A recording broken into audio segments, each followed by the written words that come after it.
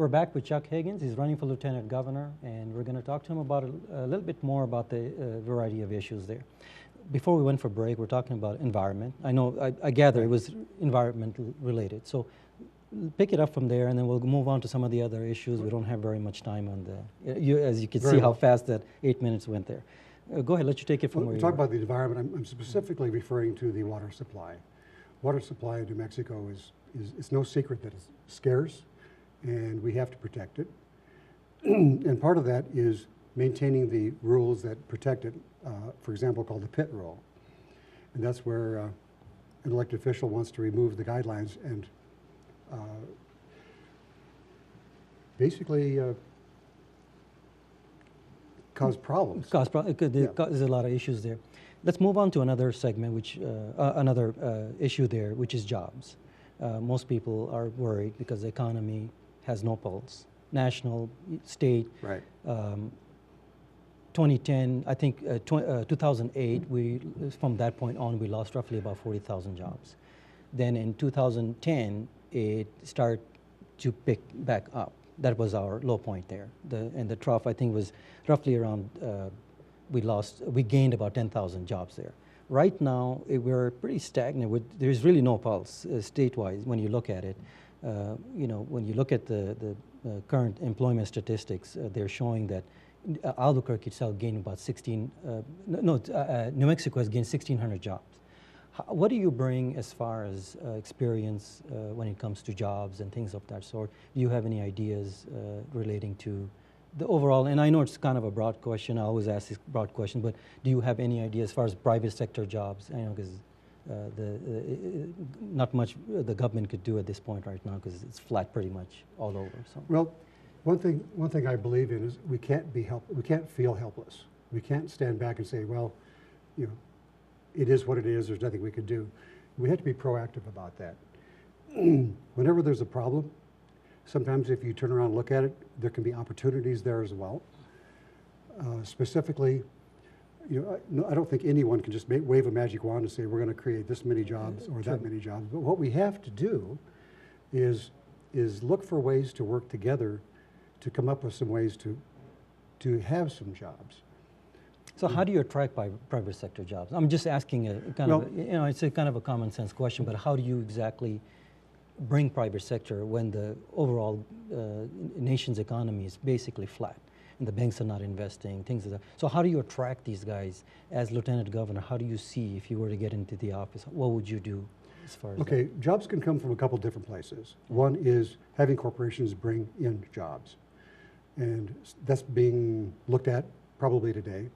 But what really drives the engine of the economy is small businesses. Mm-hmm. I'm the owner of a small business and have been for over 30 years.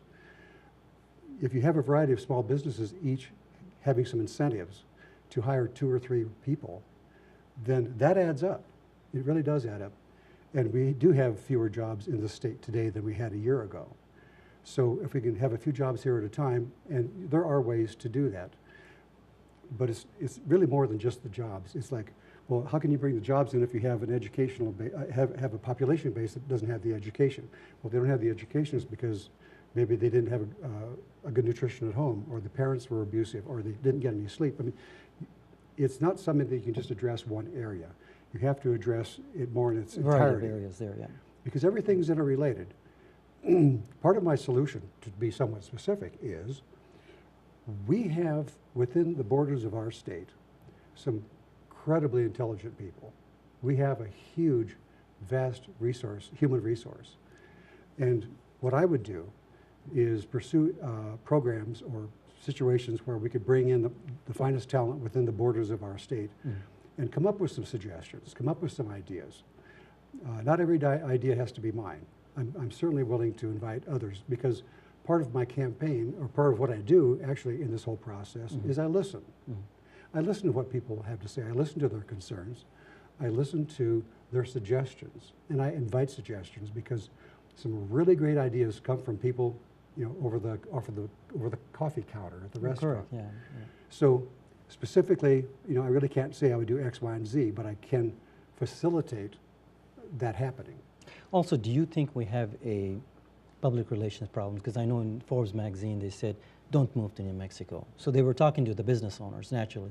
Yes, Do you they think were. we have an issue with, as far as PR purpose, in relation to public relations, where we have an image problem right now because people are moving out of New Mexico? They're all moving to either Houston, or they're going to Tucson, or going to Colorado Springs. How do you improve that image? What do we do as far as improving that image? Do we just talk to other states? Do we advertise in other states? How do we, what do you? You have to have a good infrastructure to start with. You have to have an infrastructure that people can look at your state and say, they do have good schools. I'm convinced that my kid is going to get a good education there. So you can spend all the money you want making a pretty picture. But if you don't have the basics, if you don't have the infrastructure there, then maybe they'll come in and they'll look and say, you know, I'm sorry, but you don't have the workforce. You know, we need X, Y, Z. Because they move in and they leave.